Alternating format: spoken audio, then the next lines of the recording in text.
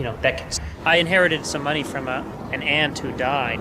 Unless I spend it all on prostitutes, I'm now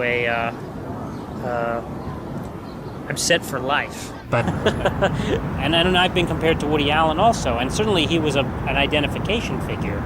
And when I think about the attractive non-Jewish women I've been with, I always think, well, where would I be without Woody Allen? Before I ever really realized that cinema was my destiny, I was very into voyeurism. I mean, I've always thought that if I had money, I would invest it in surveillance equipment, and I've always, always spied on people. You can't let people ruin a film. I've had to rip the food out of somebody's hands and throw it on the floor. But really, there's no alternative. If you don't get up and beat the person up or threaten them or something, then you're going to actually have the film be ruined. And you have the right to kill them. You have the right to do whatever you need to get them to stop. I mean, killing the reasons why my sexuality is such a gargantuan failure is that it's a failure to live up to its cinematic models. Is that sex is never in black and white. I wanna be loved by you, and nobody else, but. So, there's this ridiculous woman. She came in late, of course. She started making noise. She was eating, I think. She changed her seat and she sat right in front of me. And I was so annoyed that she was sitting in front of me that I started to kick her chair. And I was hoping that by kicking her chair, I would get her to move. And she turned to me and she said, stop kicking the chair. And I said, well, next time, why don't you get here on time? And so she said, what does that have to do with anything?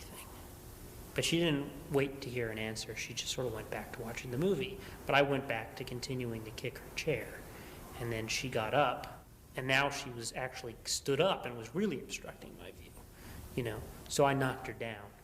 And unfortunately, she seemed to hurt herself really badly. I mean, I wasn't intending to hurt her really badly. I mean, I did knock her down with a certain amount of force, and I knew I was angry and that she sounded like she was in terrible pain. And I actually felt bad, I was very angry that she was ruining my experience of the film, but I thought, she doesn't really deserve to be wailing in pain like that. But of course, her pain was not enough for me to get up and do anything about it. I wasn't going to get up and apologize. I wasn't going to help carry her out into the lobby, because then I would be missing the film, And really, it is true that, if somebody were having a heart attack, or, it's a strange thing to admit, but really, it would be very hard for me to, to feel any sense of moral compunction, about, what to do for another human being, who was in trouble during the movie, if it meant missing the film in order to help them, So, I just let her lie there.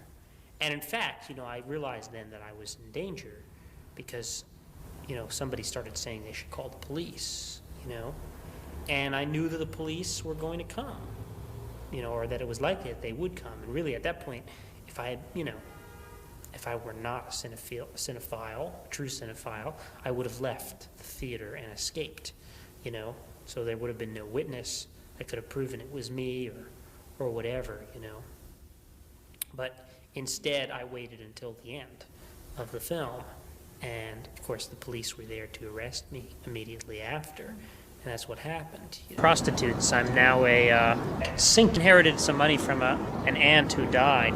Unless I spend it all on prostitutes, I'm now